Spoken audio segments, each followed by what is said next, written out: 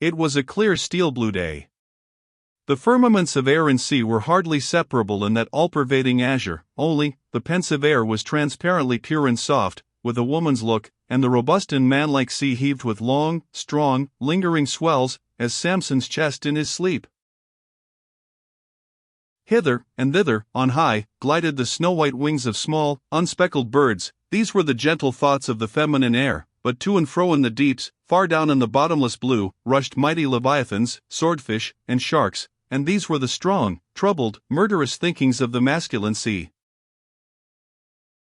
But though thus contrasting within, the contrast was only in shades and shadows without. Those two seemed one. It was only the sex, as it were, that distinguished them. Aloft, like a royal czar and king, the sun seemed giving this gentle air to this bold and rolling sea, even as bride to groom. And at the girdling line of the horizon, a soft and tremulous motion, most seen here at the equator, denoted the fond, throbbing trust, the loving alarms, with which the poor bride gave her bosom away. Tied up and twisted, gnarled and knotted with wrinkles, haggardly firm and unyielding, his eyes glowing like coals that still glow in the ashes of ruin, untottering Ahab stood forth in the clearness of the morn, lifting his splintered helmet of a brow to the fair girl's forehead of heaven. Oh, immortal infancy, and innocency of the azure! Invisible winged creatures that frolic all round us! Sweet childhood of air and sky! How oblivious were ye of old Ahab's close-coiled woe! But so have I seen little Miriam and Martha, laughing-eyed elves, heedlessly gambol around their old sire, sporting with the circle of singed locks which grew on the marge of that burnt-out crater of his brain. Slowly crossing the deck from the scuttle, Ahab leaned over the side and watched how his shadow in the water sank and sank to his gaze, the more and the more that he strove to pierce the profundity. But the lovely aromas in that enchanted air did at last seem to dispel, for a moment, the cankerous thing in his soul. That glad, happy air, that winsome sky, did at last stroke and caress him. The stepmother world, so long cruel, forbidding, now threw affectionate arms round his stubborn neck, and did seem to joyously sob over him, as if over one, that however wilful and erring, she could yet find it in her heart to save and to bless.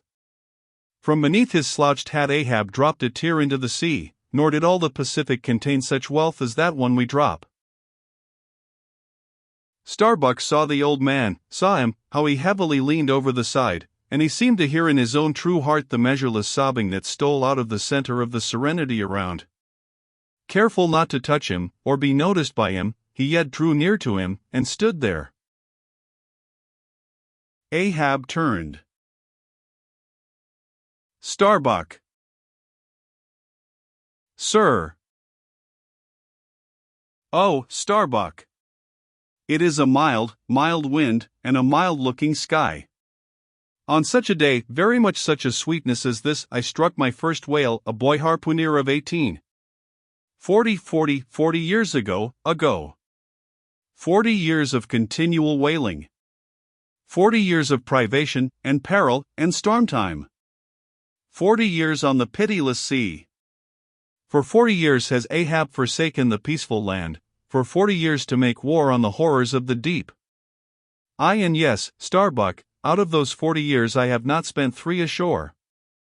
When I think of this life I have led, the desolation of solitude it has been, the mass-owned, walled town of a captain's exclusiveness, which admits but small entrance to any sympathy from the green country without, weariness, heaviness, Guinea slavery of solitary command. When I think of all this, only half suspected, not so keenly known to me before, and how for 40 years I have fed upon dry salted fare, fit emblem of the dry nourishment of my soil, when the poorest landsman has had fresh fruit to his daily hand, and broken the world's fresh bread to my moldy crusts, away, whole oceans away, from that young girl wife I wedded past 50, and sailed for Cape Horn the next day, leaving but one dent in my marriage pillow. Wife, rather a widow with her husband alive. I widowed that poor girl when I married her, Starbuck, and then, the madness, the frenzy, the boiling blood and the smoking brow, with which, for 1,000 lowerings old Ahab has furiously, foamingly chased his prey, more a demon than a man, aye. What a 40 years old fool, has old Ahab been. Why this strife of the chase? Why weary, and palsy the arm at the oar, and the iron, and the lance? How the richer or better is Ahab now? Behold! Oh, Starbuck! Is it not hard, that with this weary load I bear, one poor leg should have been snatched from under me? Here, brush this old hair aside, it blinds me, that I seem to weep. Locks so grey did never grow but from out some ashes. But do I look very old, so very, very old, Starbuck? I feel deadly faint, bowed, and humped, as though I were Adam, staggering beneath the piled centuries since paradise. God!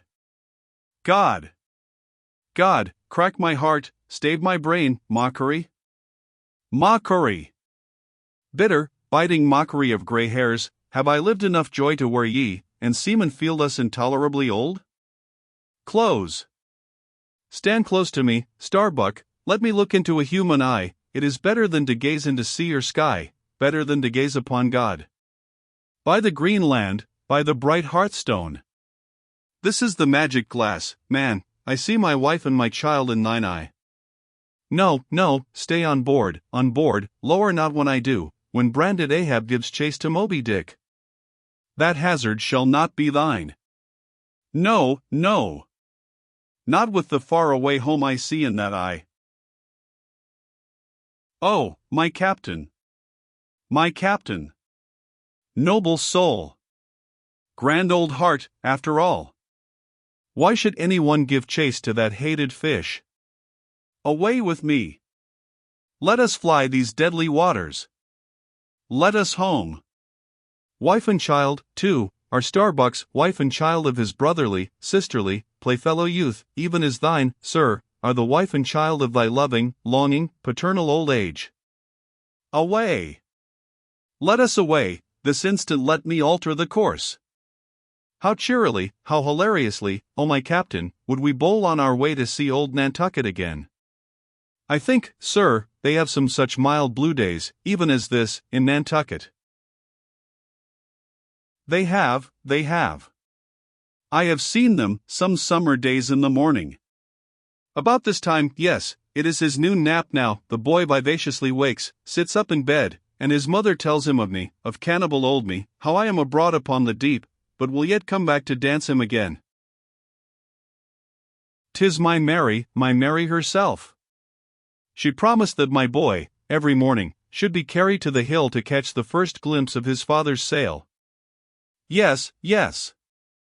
No more. It is done. We head for Nantucket. Come, my captain, study out the course, and let us away. See. The boy's face from the window. The boy's hand on the hill. But Ahab's glance was averted, like a blighted fruit tree he shook, and cast his last, cindered apple to the soil. What is it, what nameless, inscrutable, unearthly thing is it, what cozening, hidden lord and master, and cruel, remorseless emperor commands me, that against all natural lovings and longings, I so keep pushing, and crowding, and jamming myself on all the time, recklessly making me ready to do what in my own proper, natural heart, I durst not so much as dare? Is Ahab? Is it I, God, or who, that lifts this arm? But if the great sun move not of himself, but is as an errand boy in heaven, nor one single star can revolve, but by some invisible power, how then can this one small heart beat, this one small brain think thoughts, unless God does that beating, does that thinking, does that living, and not I? By heaven, man, we are turned round and round in this world, like yonder windlass, and fate is the handspike. And all the time, lo! That smiling sky, and this unsound sea. Look! See yon albacore. Who put it into him to chase and fong that flying fish? Where do murderers go, man? Who's to doom, when the judge himself is dragged to the bar? But it is a mild wind, and a mild-looking sky, and the air smells now, as if it blew from a far-away meadow. They have been making hay somewhere under the slopes of the Andes, Starbuck, and the mowers are sleeping among the new-mown hay. Sleeping? Aye, toil we how we may, we all sleep at last on the field. Sleep? Aye, and rust amid greenness, as last year's sides flung down, and left in the half-cut swaths Starbuck. But blanched to a corpse's hue with despair, the mate had stolen away. Ahab crossed the deck to gaze over on the other side, but started it too reflected, fixed eyes in the water there. Fat Allah was motionlessly leaning over the same rail.